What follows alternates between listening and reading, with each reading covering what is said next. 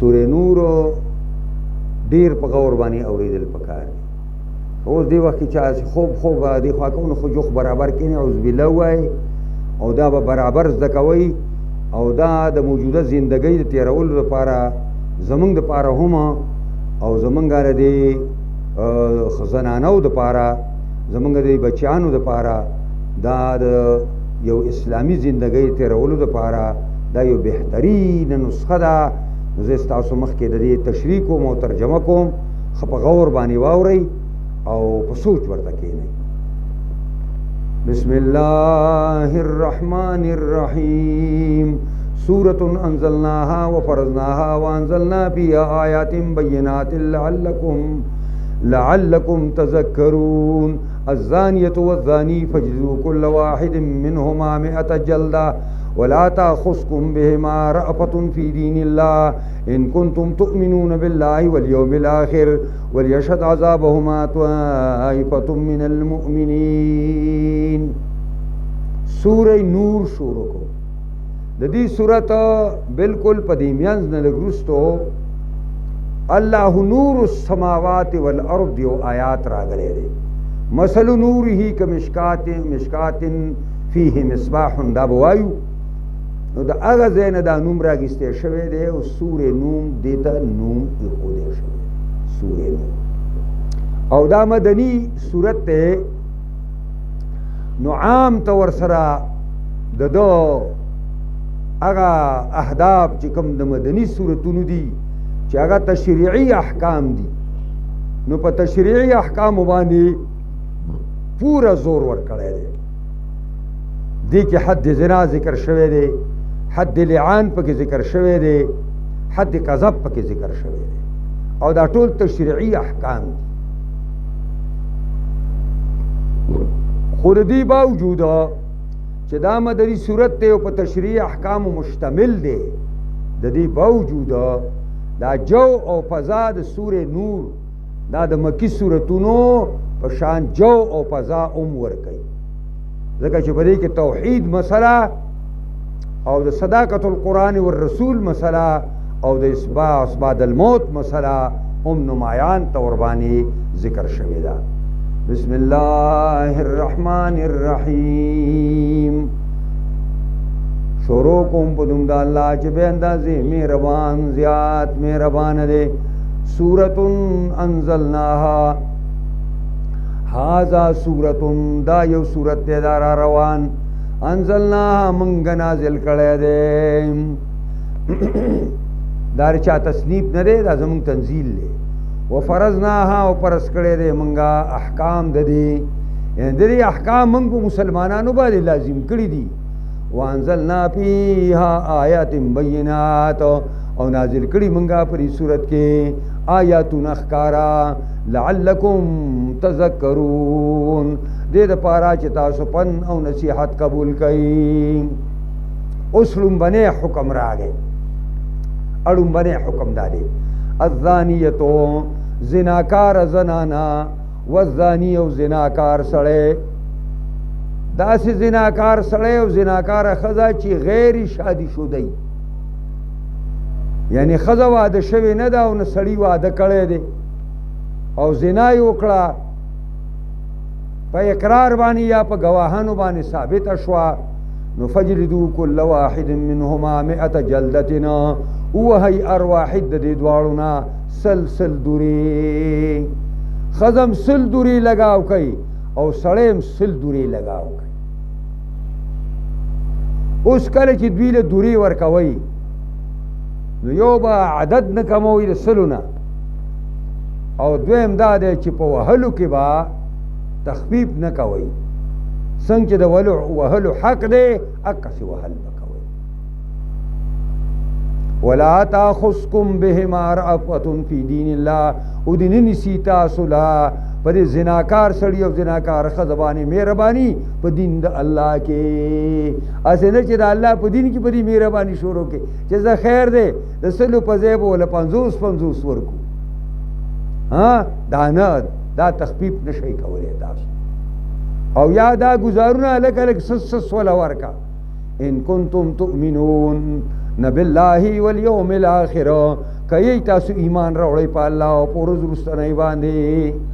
اوس دا عذاب چې مونږ ورکوو نو دا عبرتناک عذاب دی. گواهانو که په گواهی باندې دا ثابته کړې نو گواهان به حاضریږي، قاضي به حاضریږي چې چا فیصله کړې ده دا به حاضریږي. او یو جماعت د مسلمانانو دی ورته هم حاضر شي چې عبرت نه حاصل کی چې سبب المسلمان سره مسلمان خدا دا ناکاره حرکت نه کوي. بیا ځکه قرآن وایي ولیشهد عذابهما، حاضر دي شي هغه درود دوی ته عذاب د دې دواړو ته طائفة من المؤمنین، یو جماعت د مؤمنانو د عبرت لپاره. دا حکم د غیر شادي شده ښځې او د غیر شادي شده سړي دی. که شادي شده ښځه وه او شادي شده سړی او زنا یې وکړه نو د هغې حکم په قرآن مجید کې ذکر دی، خو هغه آیات منسوخ التلاوت دی او باقی الحکم دی. او حضرت عمر رضی اللہ عنہ به فرمایل که خلکو اعتراض نه کولی چې عمر په قرآن کې د ځان نه لیکل کړي دي نو ما به آیت الرجم لیکلی وی، ځکه چې دا به موږ د پیغمبر خدا په زمانه کې لستو. په رجم باندې پیغمبر خدا عمل کړی، ابوبکر صدیق کړی او ما کړی دی، دا مسلمان به کوي. او دا ځکه وایم چې بیا به داسې وخت راشي چې یو سړی به راپاسي او یو ما ته وښایي د الله په کتاب کې رجم کړه، ما ته وښایي د الله په کتاب کې رجم راته وښایي. ځکه به دا خبره وکړه چې دغه شادي شده ښځه او شادي شده سړي ته چې اقرار وکړي او یا په گواهانو څلورو باندې ثابت شي، په گواهانو باندې په څلورو گواهانو باندې ثابت شي نو بیا به دې ته موږ رجم ورکوو، په کاڼو باندې سا وباسو. دا معنا الزانی دا اوس بل یو دفعه ده. الزانی لا ینکحو الا زانیة او مشرکة والزانیة لا ینکحها الا زان او مشرک وحرم ذلك علی المؤمنین. الزانی زناکار سړی لا ینکحو الا زانیة دی به نکاح نه کوي، یعنی د سره لایق نه ده چې دی نکاح وکړي، نه دله خوند ورکوي نکاح کول الا زانیة مگر د زناکارې سره چې د غوندې زناکاری او مشرکة یا د مشرک سره. زناکار سړی دا به نکاح نه کوي، یعنی لایق نه ده چې دی نکاح وکړي، نه دله خوند او شوق دا ورکوي الا زانیة مگر زناکار ښځه چې د هم مثلی په زنا کې او یا مشرکی سره. دارنګې و زانیتو زناکار زنانه لا ینکحوها، زناکار ښځه لایق نه ده چې نکاح وکړي دې سره الا زانن مگر زناکار سړی چې د دې غوندې زناکاري او مشرکین او مشرک او یا د دې سره نکاح نه کوي مگر مشرک چې د ده نه یو ګناه ښه غټ لویه بلا ده. وحرم ذلك علی المؤمنین او حرام شوی دی دا زنا په مؤمنانو باندې یا دا نکار زناکار سره په مؤمنانو باندې، اگر چې اوس د زناکار سره زنا کېدی شي. حدیث کې راځي چې اوله سفاح و آخره نکاح، یو سړی د یو زنانه سره زنا کوي او بیا ورسره نکاح وتړي نو مخکې زنا کوله ګناهګارو، اوس جایز ده وسله. دا معنا والذین یرمون المحصنات، هغه کسان والذین یرمون المحصنات هغه کسان چې الزام لګوي په پاک دامنو زنانو باندې. محصنات جمع د محصنتون ده. محسنه هغه زنانې ته وایي چې هغه پاک دامنه زنانه وي، هغه د دې کارونو مارونو نه خبر هم نه وي او په هغې باندې یو سړی الزام لګوي. ثم لم یأتوا باربعة شهداء، بیا راتله نه کوي په څلورو ګواهانو باندې، څلور ګواهان پیش نه کي په دې الزام باندې چې دې پلانۍ زنانه زنا کړې ده او دې څلور ګواهان په دې پیش نه کي نو څه به کوو؟ فجلدوهم 80 جلدة، پس ووهئ دوی لره اتیا دورې، اتیا دورې وله ورکئ، اتیا دورې. ولا تقبلوا لهم شهادة ابدا، او مقبلوی د دوی دپاره ګوي چرې اولئک هم الفاسقون دا کسان هم دوی نافرمانه دي. کم سړي چې په یو پاک دامنه زنانه دارنګي په یو پاک دامن سړي باندې د زنا او الزام ولګاو او گواهان سلور پیدا نکړه چې گواهان گویو کی نو دې سړي له به اتیا دورې ورکو. دا حد کذب دی ته وایي، هغه حد زناو دا حد کذب دی. دویمه سزا د داره چې د گواهی به نه قبلو آینده دپاره، اگر چې فقه کې دا مسله مختلفون فی ده. د امام ابو حنیفه مسلک دا دی چې بالکل نه قبلو، اگر چې بعضې امامان لکه امام شافعي وغیره هغوی قبلی. و اولئک هم الفاسقون دا کسان هم دوی ماتونکي د حکم د الله دی. الا الذین تابوا من بعد ذلك واصلحوا، مگر کسان چې توبه وباسي من بعد ذلك پس دینا واصلحوا درست کی خپل عمل لرا فإن الله غفور رحیم، یقینا الله بخون کې مهربان دی. امام شافعي صاحب دی الا الذین تابوا کې به وایي چې توبه منظور شولا اصلاح د عمل کو داری منظور داری لګن شي. امام ابو حنیفه وینا دا بس نور خپل عمل دی آینده درست کی، خدای د اعتماد وړ نه پاتې شوی، دروغ ویلی دي لہذا دې بګوي نه کوي. والذین يرمون ازواجهم، کسان چې الزام لګوي په خپل بیبیانو، دا خو پردی خدای الزام لګولې اوس په خپل بیبي باندې الزام لګوي نو څنګه چلې. والذین يرمون ازواجهم، کسان چې الزام لګوي په خپل بیبیانو باندې ولم یکن لهم شهدا، او نه د دوی دپاره ګواهانو.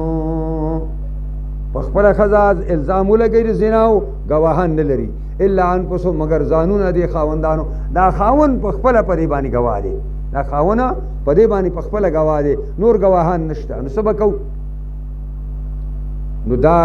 ښځه خپله خپله باندې سړی د الزام لګوي د زنا، نو دا شرم شریک دی. نو چې شرم شریک دی نو دلته نورې مسلې نشته، خو دا ښځه او سړی به لعان کوي. دا یو بل باب دی په فقه او په احادیثو کې باب اللعان، دی به لعان کوي او هغه لعان دا دی څنګه. فشهادت احدهما، گواهی د یو تن د دوی 4 شهادات بالله، سلور گواهی به ورکوي په الله باندې چې انه لمن الصادقین،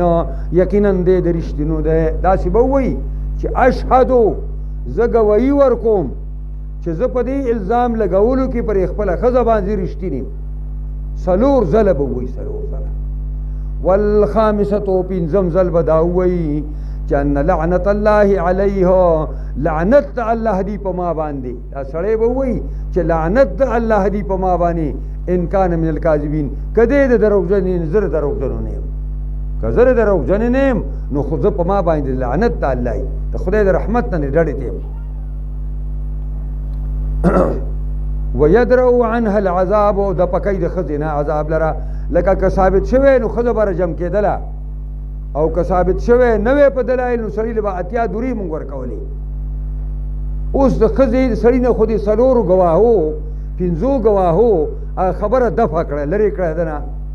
اوس د ښځې نه به عذاب څنګه لرې کېږي؟ نو هغه دا ويدرؤ عنها العذاب، او د پکې د دې ښځې نه عذابو ان تشهد 4 شهادات، چې دا به گواهی ورکی سلور گواهی په الله باندې چې انه لمن الکاذبین، یقینا دا خاوند زما خامخا دروغجن نه. داسې به ووایي چې اشهدو بالله،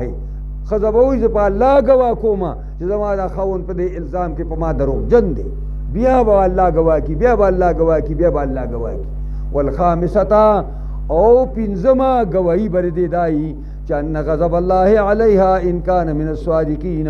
غصه د الله دی په دې ښځه باندې کوي دا سړی د رښتینو نه. که زما دا خاوند په دې الزام کې رښتیایي او زه د هغې باوجود دا وایم نو خدای غصه دی ما ته. دا ښځې ته ولې مګر غصې خبره وکړه او سړی به لعنت وایي، ځکه سړی په خپلو ګفتګو کې لعنت نه وایي، او ښځې په خپلو ګفتګو کې لعنت ډېر وایي. چې کوم ټکي سړی ډېر استعمال د هغې څه پروا هم بیا سړی نه کوي. د دې وجې نه ښځه به لعنت وایي او سړی به غضب وایي. ولولا فضل الله علیکم، کریم مهرباني الله په تاسو رحمتونه او رحمتونه د الله، وان الله تواب الرحیم، او دا چې الله ډیر توبه قبولونکی او پوهه دی نو تاسو به لهلکتم لوقعتم فيما وقعتم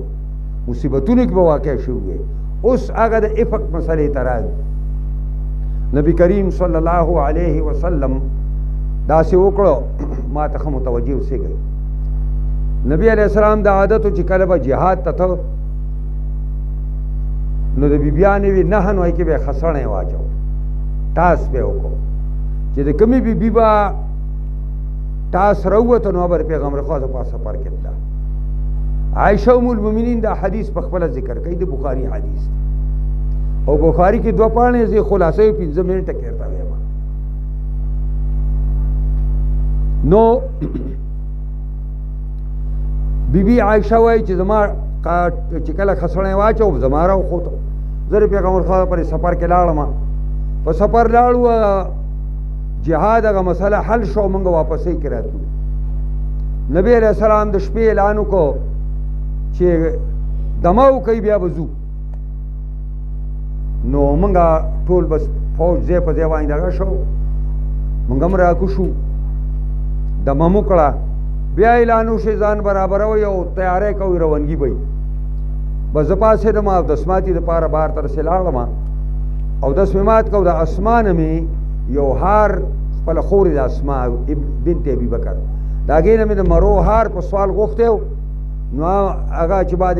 رالم د اودس ماتي نه چې ما داسې لاس و هغه هار نو زه واپس راړم هغه د اودس ماتي ځای ته. زه اوس هغه لټوم او په دې کې بس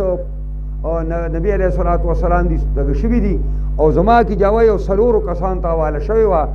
چې دا کجاوه به هګۍ راګېستله د اوښ نه به راکوزوله مګوي او په اوښ به کېښودله مګوي. او چونکې ښځو په هغه زمانه کې غوښه نه واګېستې خوراک ډېر زیات زمونږ کم و معمولي و دا سړي راګري او زما کجاوه یې تش اګېستې را او په اوښ باندې ایښې ده او بس بیا یې ستا اوښ روان شوی دی. زه چې رالم په دې میدان کې نه څوک اواز کوونکی شته او نه څوک جواب ورکوونکی شته دقسې میدان دی او خړه ده. زه هم په هغه ځای کېناستم چې په کوم ځای زما ځای و او مال چې پیغمبر خدا کله ما ورکه کړي نو ما پسې به راځي. بس زه داسې یم بلکې ما خوب راغلی دی. صفوان یو صحابي دی چې هغه پیغمبر خدا صلی الله علیه وسلم د عادتو داسې یو کس به دې خوا د پوج نه 1 کیلومیټر کې هلته پریښی و چې موږ لاړ شو ته راشه وګور چې څه شی پاتې شوی دی چې د هغه ځای نه راته نو بس دا چې ګوري اوس ترږمي دی داسې او د انسان غوندې څه پراته دي به دی چې راغی داسې سر یې چې راښکته کړی دی او د حجاب نه مخکې زه لیدلي ومه ده بس چې زه لیدلی ولیدم نو دا یې ویل چې انا لله و انا الیه راجعون.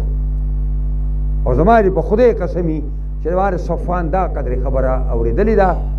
ما سې بله څه خبره نه ده کړې او اوښې چوکو او زه اوښ ته وختم او د پړی د اوښ ونیو دی مخکې دی او زه په اوښ باندې سوری وم او د غرمې داسې ټیم دی فوج رسېدلی دی او سره غرمه ده او عبدالله ابن ابی ابن سلول او د هغه ملګري ناست دي. ما زه تېر شو نو عبدالله ویل سم خیال دی د دې ښځې او سړي په باره کې او دا یو الزام ولګو. منافقان په دې کې شامل شو په دې کې بعد ساده لوح مسلمانان هم شامل شو ساده لوح غوندې مسلمانان هم پکې شامل شو. د حسان ابن ثابت په شان شاعر هم پکې شامل شو شاعر رسول او د مستح ابن اساسه په شان چې هغه د ابوبکر صدیق د تروریز ویو هم پکې شامل شو او د نبی علیه السلام خینه حمنه لور د جحش هم پکې شامل شو او دا قرآن وی عصبة منکم. وی زه ځان خبر نه یم خو زه چې رالم زه بیماره شوم نو بیا دې کې روغه میاشت تقریبا تېره شوه خو ما به هېڅ نه محسوسول خو دا به مې محسوسول چې پیغمبر خدا به نور کله زما خوا ته راغی نو سلام به یې واچو او ډېر د مینې خبرې به یې وکړي نو که بیا الله بته نو لاړه خو دا ځل چې به راغی نو ما ته به سلام به یې وکړو ما ته به ویل چې تاسو څنګه یې او بس ته به بیا لاړم نو دې خبرې به هم زه په شک کې اچولم. نو د مستح ابن اساسه مور راله او موږ داسې لږه راوچته شوي وو تبې نه نو زه هغې سره موږ لاړو. زموږ د عربو دا عادت و چې موږ په کور کې به دا لیټرینونه او باترومونه نه سازول. موږ زنانه مصانع ورته وایي، د مدینې یو طرف دی چې هغې کې سړو باندې پابندي وه، زنانې به تلې ورته بیا اودس ماته او ټول دا ښاري زنانه. نو ما او دا د مستح مور هلته لاړو، نو اودس ماته م کړو. نو چې موږ زویه راځو نو په دې کې په دې کې راپرېوته په خپل پړوني کې، چې په پړوني کې راپرېوته نو هغه وایي چې تعصه مستح دې هلاک شي. وایي ما ورته چې چپ کا، یو بدري صحابي ته ته دا خبره کوي. وایي ما ته ویل چې ای حینتا، ای پلانۍ کمکلې، هغه هم پکې شامل دی. وایي ما چې په څه کې؟ وایي تا پسې خبرې کې مې شروع شو. وایي ما چې ما پسې خبرې شروع شو، خطل رضا نه خبر، دا خو ډېر لویه پروپاګانډه شروع ده او دی هم پکې دی. دا ښځې چې څه خبره کول غواړي نو ځان چې یا وغورځوي یا درس ځان له ورکړي چې دا خبره وکړم. نو خبره یې هغې ته وکړه. دا وایي بس زما هغه اودس مودس هر څه ورک شو او کور ته رالمه او نبي کریم صلی الله علیه وسلم چې راغی ما ته یې ویلې څنګه یې مال ښې ما اجازت کوې چې د پلار که لاړه شمه. نو یو غلام ته یې ویل چې ښه به دا پلار که ورسوه. ما ویل چې زه دې خبرې تحقیق وکړم. چې ورغله ما پلار مې بره په دغه باندې ناست دی، په کوټه باندې قرآن مجید وایي، او مور مې لاندې ده. ما مور ته وویل چې دا څنګه خبره ده؟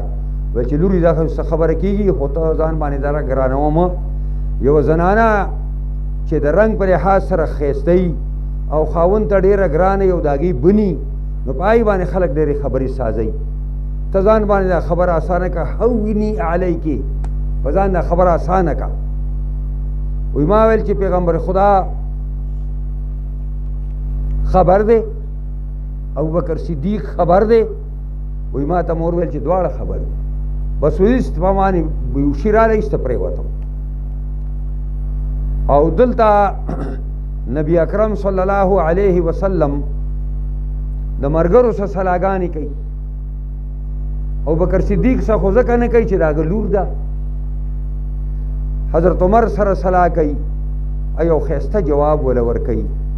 عثمان ابن عفان رضی الله عنه سره سلا کوي او ورته چې الله پیغمبره ستا سوری الله تعالی په ځمکه باندې ورک کړی دی چې چېرته یو انسان پې قدم کیني دي غرق بشي. نو پیغمبر خو سوری نه و، نو ستا سوری خدای ورک کړی چې څوک پې قدم کیني دي، نو ستا حرم ته به څوک په بدو سترګو څنګه وګوري؟ اسامه او علي رضی الله عنهم دواړه راوغوښتل. اسامه ته یې ویلې، اسامه ویل چې یا رسول الله خپله بیبي په خپله قبضه کې وساته، زمونږ دې په خدای قسم وي چې مونږ سوا د خیر نه په بل څه باندې په دې پوهه نه یو. علي رضی الله عنه ویلې چې یا رسول الله په ځان دونه تکلیف مه راوله، او ښځې په دنیا کې خو څه لږي نه چې تا په ځان دونه تکلیف راوستی دی. دا یو خبره وه چې عایشه ومو ټول عمر د هغه نه په دې یوه خبره خفه وه. او خیر دی که ته تحقیق کول غواړې نو دا ستا کور کې دا وینځه ده، د دې عایشې وینځه ده، د دې وینځې نه تحقیق وکړه، بریرې نه. نبي علیه السلام بریر راوغوښته. بریرې ستا څه علم دی؟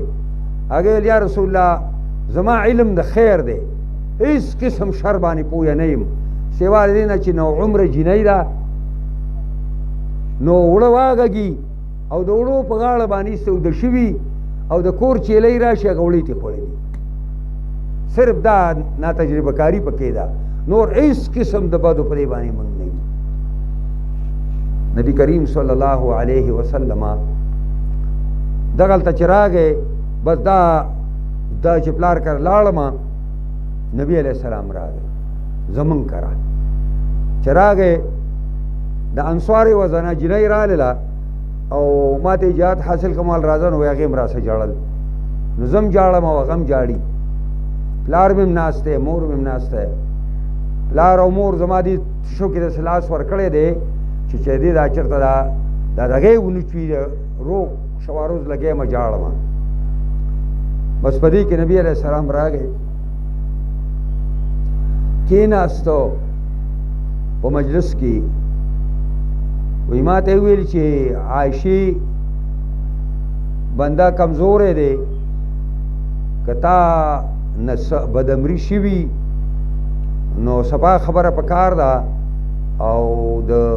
آخرت د عذاب نه د دنیا د عذاب آسان دی او کنه ته پاکای نو الله رب العزت پستار پاکای انتظام وکړي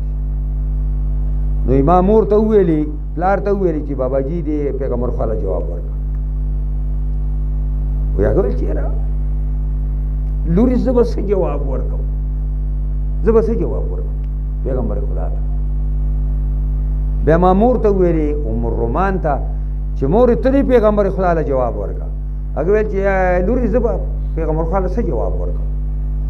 نو بس ما زه په خپل باندې زما په قرآن مجید کې لا دومره زیاته تجربه نه و شوې نو ما نبی علیہ السلام ته ویلي چې زما مثال داسې دی لکه د یوسف علیه السلام او د ابو یعقوب د خپلو زامنو سره چې هغه وی ما دا دغه رانه هېر شه که نه د یعقوب علیه السلام نو ما ابو یوسف ویو چې د ابو یوسف او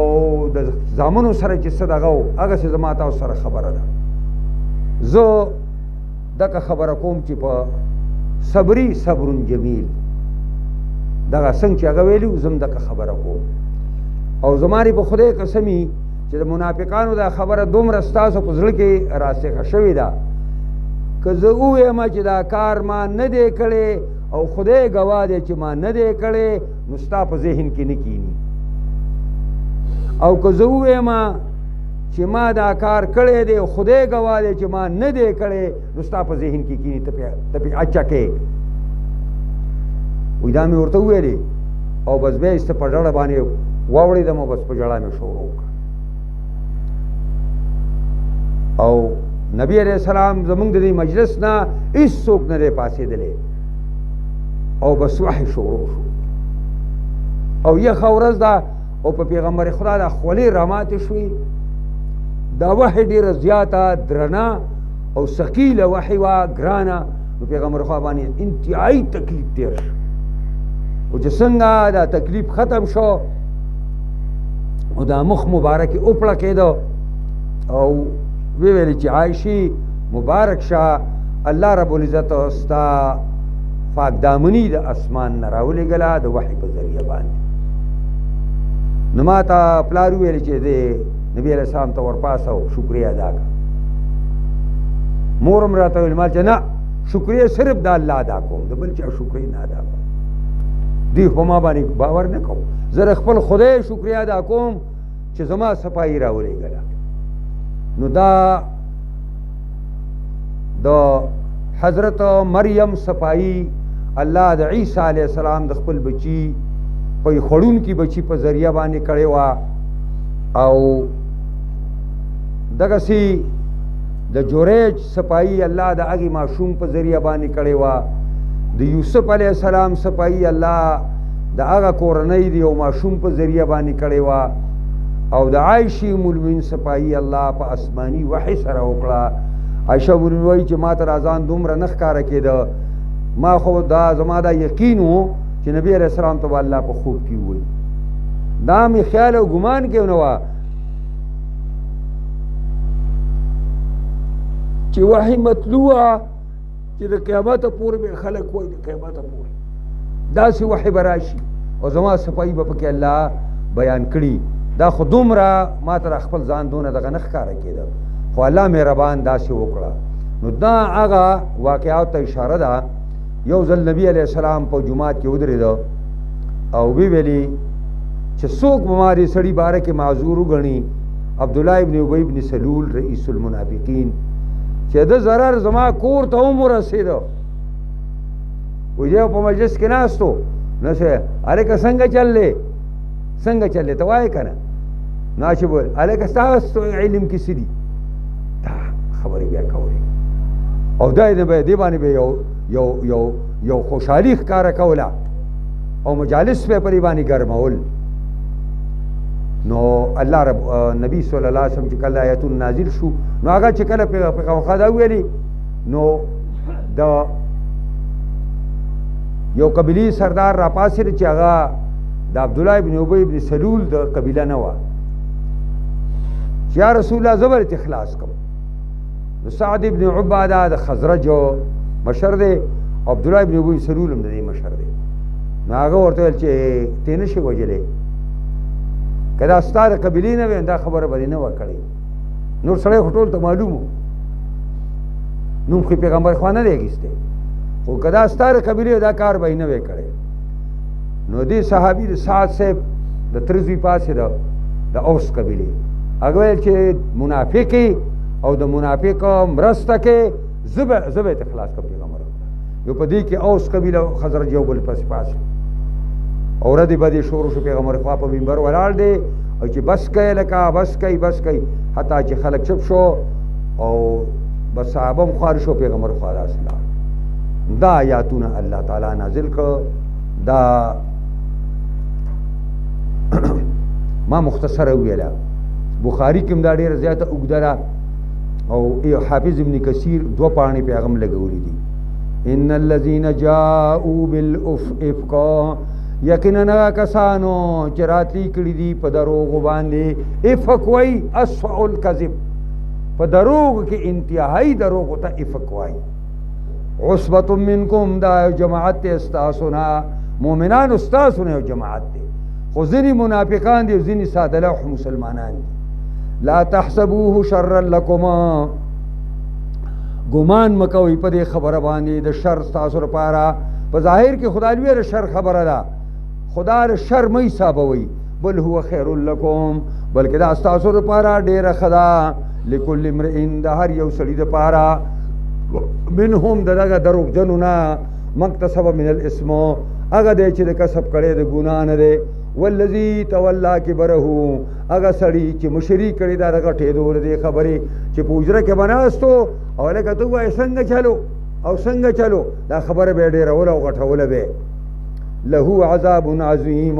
د هغه دپاره عذاب درناک دی چې عبدالله ابن ابی ابن سلول دی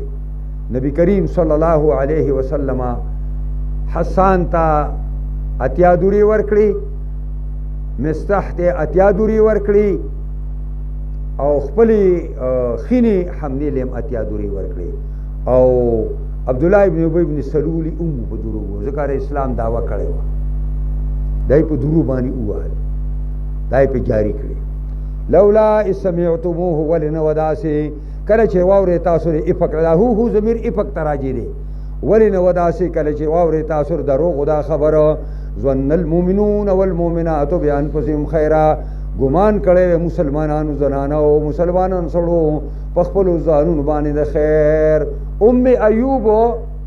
کوم چې پیغمبر خوا ګاونډي ابو ایوب انصاري نو د هغه ښځې ته ام ایوب وایي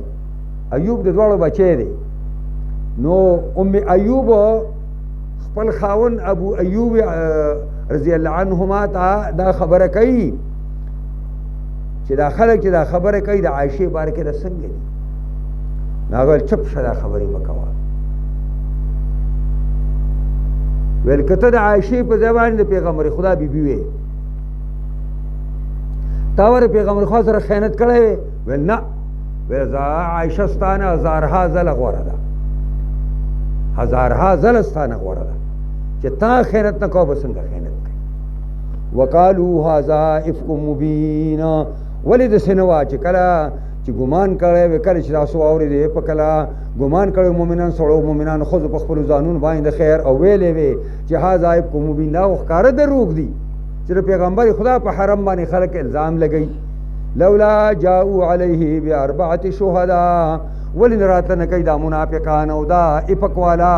په دې خپله دعوه باندې په څلورو ګواهانو باندې دوی څلور ګواهان پیش کړي که نه فاذا لم یاتوا بشهداء کله چې دوی راته نشي کولی په څلورو ګواهانو فاولئک عند الله هم الکاذبون پس دا کسان دي په نزد الله دروغجن دي دروغجن دي ولولا فضل الله علیکم ورحمته فی الدنیا والآخرہ کنه مهربانی د الله پتا سو رحمتون د الله په دنیا او په آخرت کې لمسکم فی ما فستم فی عذاب الیم رسیدلې بو تاسو پای کې تاسو پکې نه وتی وای پاګه مسله د افک کې عذاب عظیم لوی عذاب استلقونه کله چې دا خبره اگستل تاسو دا افک اگست تاسو بیل سنت کوم په خپل جو باندې یو به یو ته ویلا بل بل ته ویلا وتقولون بافواههما ویل تاسو خبره په خپل خلو باندې ما ليس لكم به علم چې نو تاسو لپاره پاګوان سپویا وتحسبونه هینا غاڼه تاسو دې خبر لا ډیر معمولی خبر تاسو ته ښکاري دا چې پیغمبر په حرم الزام لګیدلې دی او تاسو دا خبر خپل خلو کې اړه ویراړه وای او دا ډیر معمولی خبره تاسو غنئ یو ډیر لوی عالم او بزرگ هغه با جړل چارته ویل چې ته خو لکه تاسو په ګناه مونږ نه پیښ وي تاسو دونه نیکان صالحان یې تاسو ولې د سجاړې نو هغه ورته ویلي چې زه ځکه جاړم زه یم زما پرې ګناهونو کې ماته یو معمولي غوندې ګناه یو به د الله سره ډېر عظیم وي وتحسبونه هینا وهو عند الله عظیم وتحسبونه تاسو ګمان کو په دې افق باندې هینا دا معمولی وهو دا افق عند الله عظیم پنست الله باندې ډیر لوی نو زه کله کله ما یو خبره کړي او ما ته ډیره معمولی ښکاري اسنه چې د الله سره غډېرې او ما داږي په وجه الله جهنم کې ځکه جاړم ولولا سمعتم ولذ نوای مؤمنانو کله چې واوري تاسو لري په کلرا قلتم تاسو ویلې وې ما یکون لنا ندی ممکن زمنګ لپاره مناسب منګ لرا ان نتکلم بهذا چې من خلو خذو پرې پکوانه سبحانك پاکی در رب تعالی را هذا بهتان عظیم دا خو ډیر لوی الزام او دروغ دی یعظکم الله ان تعودوا لمثله ابدا وعس کوي الله تاسو ته اے مومنانو الله درته واعظ کوي ان تعودوا دی خبرې چې الله تعود لمثله چې واپس نشي بیا مثل دې خبرې ته ابدا چرم ګره بیا داسي بی احتیاطی نه کاروان لې ان کنتم مؤمنین که تاسو مؤمنان یی ويبين الله لكم الآيات بين الله تاسو آیاتونه د قدرت والله علیم حکیم الله پویا حکمت والا دی ان الذين يحبون ان تشيع الفاحشه في الذين امنوا لهم عذاب اليم في الدنيا والاخره والله يعلم وانتم لا تعلمون یقینا کسان چې خوخه غني ان تشيع الفاحشه چې خورشي زناکاری خورشی بی حیائی فی الذین آمنوا په ایماندارو کې لهم عذاب علیم دې دپاره عذاب درناک دی په دنیا او په آخرت کې والله یعلم وانتم لا تعلمون الله پوهیږي او تاسو نه پوهیږئ یو ځل مونږه دیر کې ځو ما هلته ما ډېره موده تېره کړې ده نو هلته د جماعت اسلامي یو پوره هوړ اوس هم دی د الله په فضل سره اوس هم هغه ورځ کې خدا دې چې څوک چا خوله نه شو خولولی نو مونږه ډېسي زمونږ ډېر ښایسته ګیرې مو په هغه زمانه کې هغه دا جرګه ورله او خبرې ورته وکړه چې دا دغه دی دا دلته نوي د کیسټو دوکانونه سات شوي دي او د رباط نه او د یو ځای بل ځای نه په ټاکسونو کې جنکۍ ولې راځي او ویسیار شی و نو ته مهرباني وکړه دا شی بند خیر بیا مونږ نور مو ګرځېدو پرې بازار باندې او دا خلک هم ځان سره ملګری کړ او هغه سړو ته مو ویل چې مهرباني وکړئ دې کې نوره حلاله مزدوري وکړئ دا شی بند هغه نه بندول نو بس بیا موږ یو جلوس راوویسته نو هغه سره چې ډۍ سره موږ خبره وکړه نو ډۍ سي ویلي چې ما سره دفعه نشته نو ما ورته چې ډۍ سي پرې قرآن مجید کې 1400 کاله مخکې یو دفعه قرآن ذکر کړی ده ویلکم د مالدا دې آیات ته وګوره سورې نور چې ان الذين يحبون ان تشيع الفاحشه یقینا کسان چې خوخه غني چې خورشي بی حی پاکستان کې چې مؤمنان دي لهم عذاب الیم دې خورونکو لپاره عذاب الیم دی په دنیا او په آخرت کې او الله پوهیږي او تاسو نه پوهیږئ مال عذاب الیم دی د پیغمبر ذکر کړی دا قرآن خو هغه نه منله چې بیا هغه نه موږ راووتو که نه به جلوس هم ویسته او دې هلکانو ځان سره ګینترین خو پېژنې کشۍ چې ورته وایي ګینتران راوړې وي او ختل به دي دوکانونو ته او دا دونه ستري به دا کیسټ راکوزې کړې او بیا به ورته ګینتري واچوله او یو سات کې دا بازار پاک کړه الله په فضل نو بیا زموږ په مرګرو باندې هغه ډېسي نه مقدمې سازي کړې وي او یو مقدمه پکې د ریاست خلاف بغاوت چې د هغې سزای موت او د الله احسان ورته جماعت اسلامي داسې یو غلبه وه چې هېڅ هم شو د هغه شی الله تعالی ختم کړه بس دا ورته ما ویل ما دا څنګه ته چې دا دفعه ما څه نشته ته مسلمان یې او ښه ښایسته مسلمان یې زموږ په شانتې او ته وایې دفعه نشته دا دفعه ده ولولا فضل الله علیکم کنه ویل مهرباني د الله په تاسو ورحمتونه او رحمتونه د الله وان الله رؤوف الرحیم نو پریوتی وای په هغه مصیبتونو کې پریوتی وای یا ایها الذین آمنوا اوس دلته دا د منافقانو دا خوله چې کولاو شوه دا د دې وجې نه چې یو زنانه او یو نارینه هغه ځانله شو اگر چې زنانه هم دا زنانه ده او سړی هم داسې سړی دی چې په هغې سره دا ګمان نشي کېدی خو د هغې باوجود منافقانو ته په لاس کې مقوره ده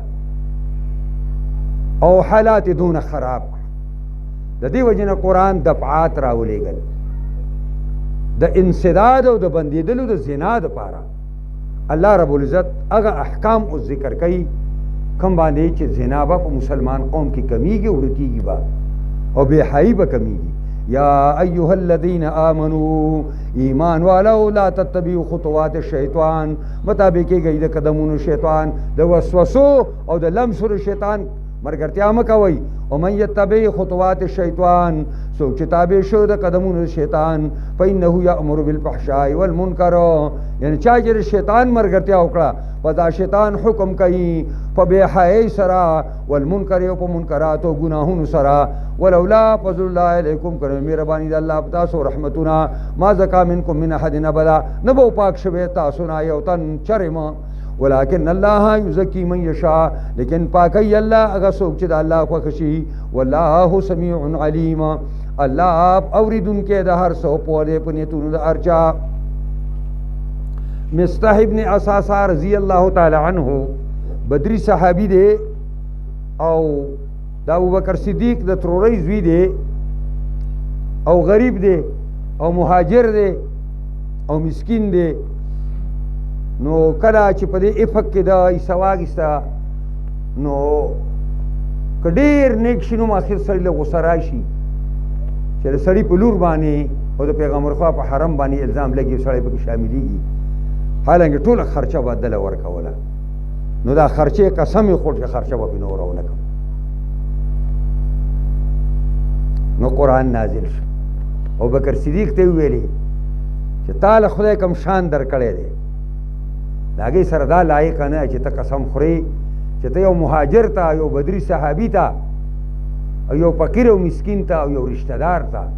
ته په هغه باندې چې تاسو ورکول هغه بندوې نو تاسو الله رب العزت چې څه درکړي دي هغه ډېر اعلی اجر او ثواب دی ابوبکر صدیق چې آیات واورېده د خپلې قسم کفارې ورکړه او هغه ته هغه خرچه دوباره شروع کړه ویل چې زماری په خدای قسمی چې آینده به زه ژوندی یم زه به دنه دا خرچه واپس نه کړم ولا یعتلی اولو الفضل منکم قسم دې نه خوري خاوندان د غوره والي په دین کې ستاسو نه چې ابوبکر دی وسعه او خاوندان د مالدارۍ د څه نه قسم خوري ان یؤتو اولی قربا چې ورکي خپلوانو لره او والمساکین او مسکینانو لرا والمهاجرین او عزت کوونکو لا په لار د الله کې دا درې واړه وصفونه په مستح صاحب کې پراته وو خپل اومو د ترورۍ زوی او مسکین هم او مهاجر فی سبیل الله اومو د مکې نه راغلی وو وليعفوا وليصفحوا پس عفو دیو کې دا مسلمانان او وليصفحوا درگذر دیو کې مخ واړی الا تحبون اے صحابو تاسو خو نه غنئ اے نیکانو تاسو نه خوړې ابوبکر صدیق کورنۍ تاسو خو نه غنئ دا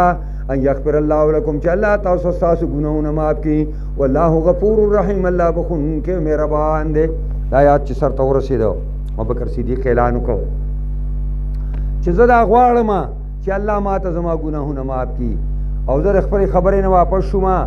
او زما هغه ته ډوډۍ واپس او خوراک واپس شروع کو خرچه به آینده لپاره زه سره بیا بندومه زما په دې زه خوشحاله ما چې ما ته الله وی الا تحبون ان یغفر الله لكم ان الذين يرمون المحصنات الغافلات المؤمنات لعنوا في الدنيا والآخرة ان الذين يرمون المحصنات یقینا کسان چې اولی او الزام لګي په پاک دامنو الغافلات نا خبر زنانا المؤمنات چې مؤمنان دي نو دا الزام لګون کی لعنوا فی الدنیا والآخرة ملعون کړي شي دي په دنیا او په آخرت کې ولهم عذاب عظیم دوی د پاره عذاب لوی دی یو ځلې د پیغمبر خدا د وفات نه وروسته حسان بن ثابت راغلی دی عایشې پستر ګړون دی شوی دی بیا عایشې المؤمنین سره ناست دی او نور خلک هم دي نو د عایشې المؤمنین یو خوری دی هغه راغی ویل چې ته دله دغه ورکوي دا ګوره دا ته داسې کوې چې دله تعزیه ورکړی او دا ولې ته ځان سره پرېږدې ده په هغه ځای کیسه نه واخیستې په ایفک کې نو او ورته ویلي چې تاسو له سزا خبره کوئ یا پیغمبر خدا شاعر او پیغمبر خدا نه به دفع کوله ځکه ورله زه ځای ورکوم او سزا ولا خدای ورکړي سترګې ته خدای کیستی نور عذاب عظیم ولا خدای ورکړي دي نور څه کوي سترګې ته خدای کیستی یوم تشهد علیهم السنتهما هغه ورځ چې ګوی بکای خلاف د دوی جبې د دوی و ایدیهم او لاسونه د دوی و ارجلهم او خفې د دوی بما کانوا یعملون په هغې چې دوی څه عمل کړی دی یومئذ په دقه ورځ د قیامت یوفیهم الله دینهم پورا پورا ورکی الله دوی ته بدله د دوی په حق باندې ویعلمون او دوی پوهېږي چې ان الله هو الحق المبین یقینا الله حق او ثابت دی په ډاګ باندې او بیا